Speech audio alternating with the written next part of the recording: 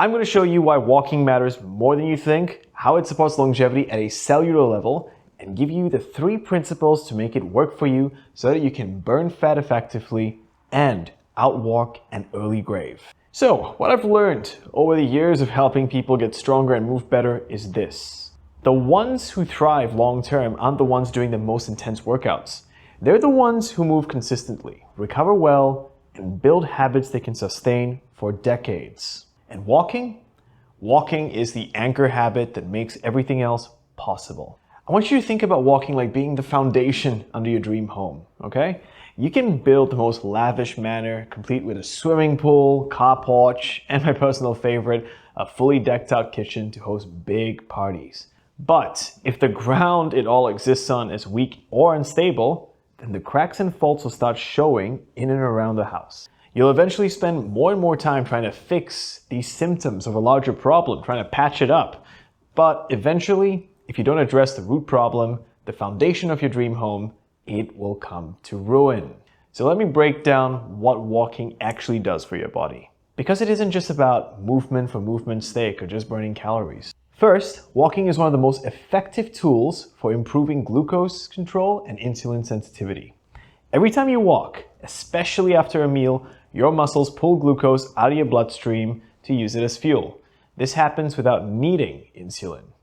A study published in Diabetes Care found that a 15-minute walk after meals reduced blood sugar spikes by up to 30% in people with type 2 diabetes. But here's what matters for longevity. Chronic high blood sugar and insulin resistance are foundational drivers of almost every age-related disease. Heart disease, Alzheimer's, cancer, metabolic syndrome. They all share insulin resistance as a common thread. Walking doesn't just burn calories. It restores your body's ability to manage fuel efficiently. And you don't need to go hard.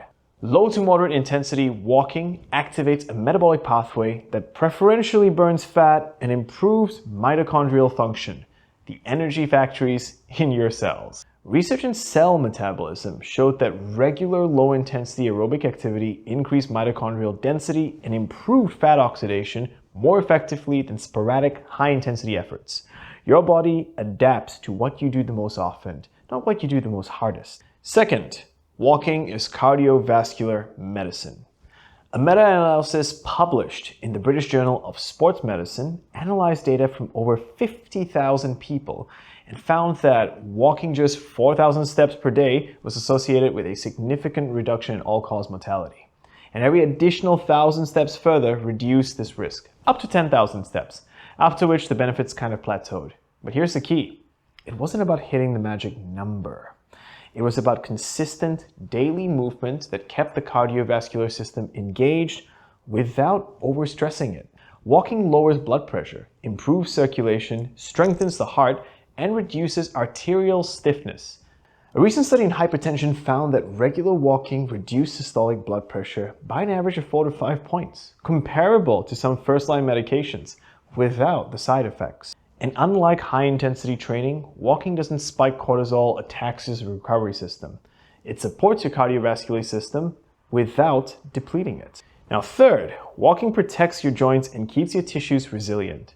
Here's a big misconception. People think that because walking is low impact, it doesn't do much for joint health. It's actually quite the opposite. Your joints need movement to stay healthy. Cartilage, the cushioning tissue in your knees, hips, and spine, they don't have their own blood supply. It gets it through nutrients, through compression and decompression. Walking creates that rhythmic loading and unloading, which keeps the cartilage hydrated and nourished. So a study in arthritis and rheumatology found that people who walked regularly had less knee pain and slower progression of osteoarthritis compared to very sedentary individuals. Walking didn't wear the joints down. It kept them functional. And it's not just joints. Walking improves bone density, especially when done outdoors on varied terrain. It strengthens tendons and ligaments. It improves proprioception, your body's awareness of its place in space, which reduces fall risk as you age. Now let's look at walking when it comes to your nervous system. When you're chronically stressed, with work deadlines or poor sleep or, just busy with life, your sympathetic nervous system stays in overdrive. That's fight or flight mode. It keeps cortisol elevated, disrupts digestion, impairs sleep, and just accelerates aging. Walking activates the parasympathetic nervous system, that rest and digest mode.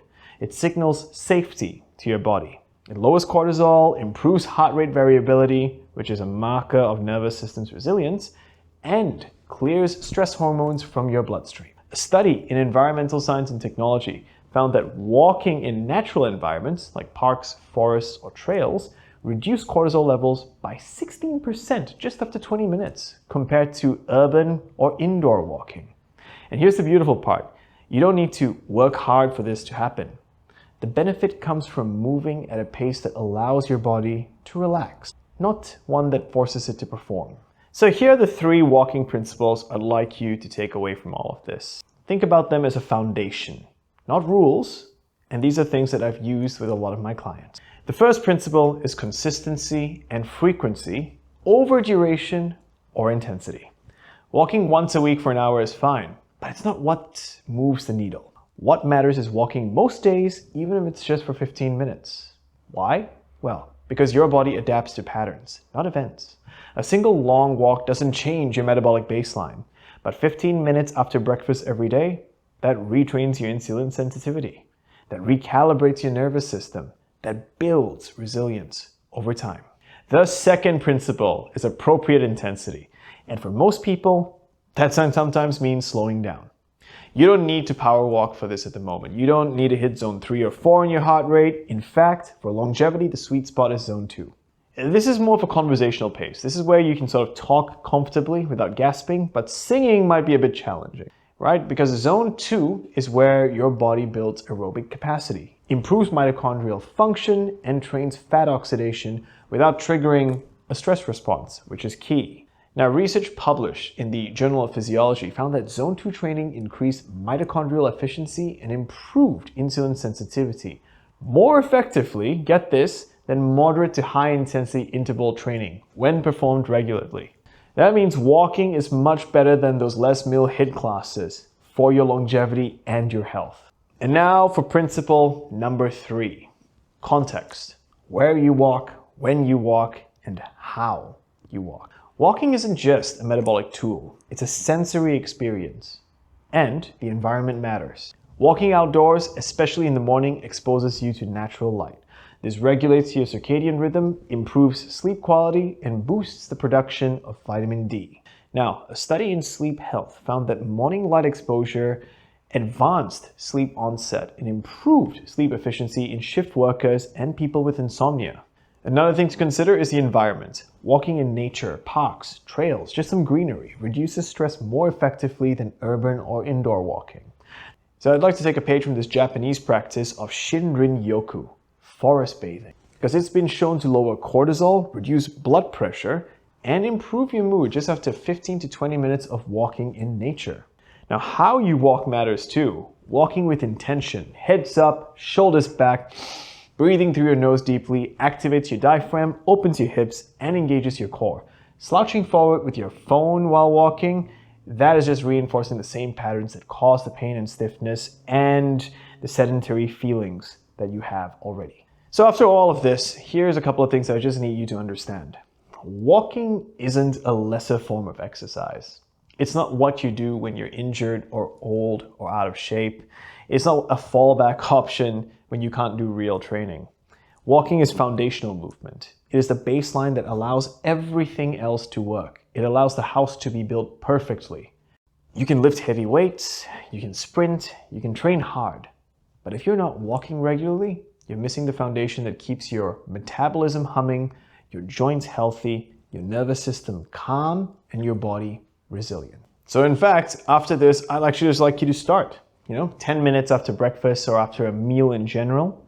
Walking longer in the weekends when you have time. Your body will adapt, don't worry about that. Your metabolism will improve, your joints will thank you, and your mind will be clear. And 20 years from now, when your peers are struggling with mobility, energy, and chronic disease, you'll be the one who's walking, strong, resilient, and thriving. This is longevity, and it starts with something as simple as putting one foot in front of the other.